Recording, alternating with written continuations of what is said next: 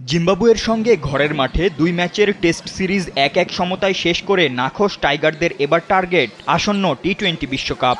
আর তাই তো বৈশ্বিক এই টুর্নামেন্টের আগে প্রস্তুতিতে কোনো ঘাটতি রাখতে চায় না লিটন শান্তরা। এ কারণে আগামী মে মাসে পাকিস্তানের বিপক্ষে ওয়ানডে ও টি-20 সিরিজ খেলার কথা থাকলেও সেখান থেকে ওয়ানডে বাদ দিয়ে নতুন করে ২ টি-20 ম্যাচ অ্যাড করা হয়েছে। তবে এই সিরিজের আগে টাইগাররা সংযুক্ত আরব আমিরাতের বিপক্ষে খেলবে ২টি আন্তর্জাতিক টি-20 ম্যাচ।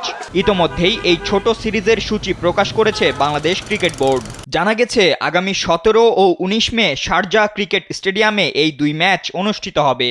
ঢাকা বলে যাদের নারায়ণগঞ্জ জয়দেবপুর পাঠিয়ে দেওয়া হয়েছিল তারা দলে দলে ফিরছে বিমানবন্দর সংলগ্ন আশিয়ান সিটিতে। No tension. বাংলাদেশ সময় রাত ৯টায় শুরু হবে ম্যাচ দুইটি।